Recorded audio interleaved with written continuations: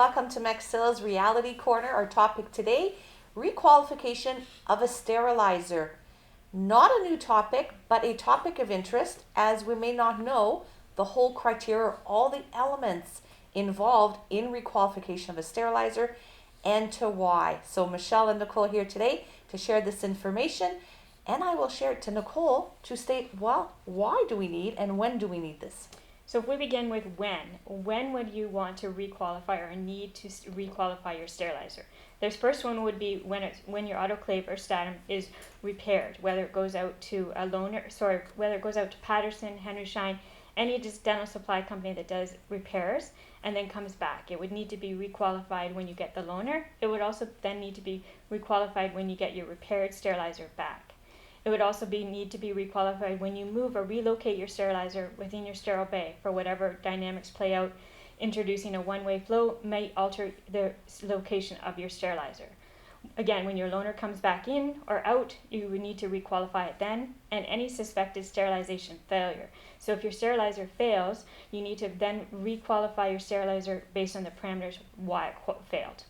And that plays a big dynamic for loaners, because if an office has one sterilizer and you're waiting for the loaner, well, you're down. So how do you operate? So in a lot of the offices Nicole and I visit, gone are the days that you're operating with just one sterilizer.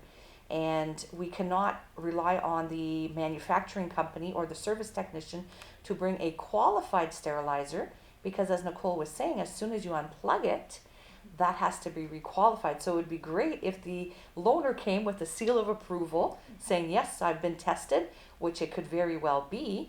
However, as soon as that plug is pulled, back to needing the requalification. And then the question would then be, well, what is requalification? Requalification is making sure that your quality assurance testing, your chemical indicator class 5, type 5, in a PCD, and your biological indicator is ran through. So you're running 3 consecutive tests of both and incubating them all, making sure that they've passed along with a control. So every BI will still have a control. And if you also have a pre-vacuum sterilizer, you're doing your Bowie-Dick, which is in essence a chemical indicator type 2, class 2. I will leave it to Nicole to talk about the fourth and the total number of BIs and CIs.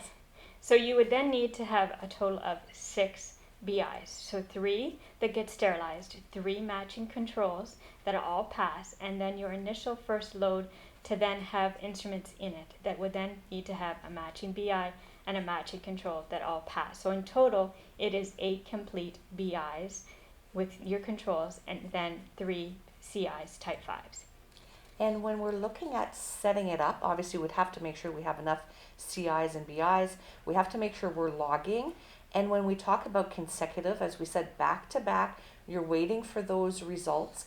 And it would be on an empty load. As Nicole was saying, your fourth load can be with instruments, but prior to that, it would be on an empty load, logging all the information.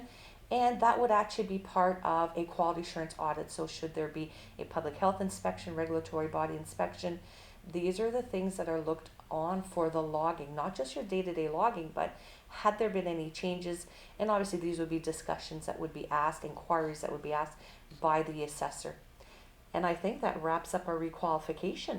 I just wanted to touch base that for requalifying, it may cause some delays in your schedule, as each cycle that would need to be run is a good an hour in process. So keep in mind when you do need to requalify that you have the time prepared for your sterile bay, that you're not getting backed up with instruments. So it's a good opportunity to look in advance what your schedule is like when you do know that you have to requalify.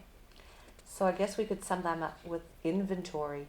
So making sure that we don't have just one sterilizer, and be prepared as a risk management. Do we have enough inventory that if it were to happen, that you have everything necessary to keep on operating as you could be, I guess you could say, slowed down. Right. Absolutely. Thank you for joining Maxill's Reality Corner, bringing you the topic of requalification of a sterilizer. Connect with Nicole and I if you have any questions.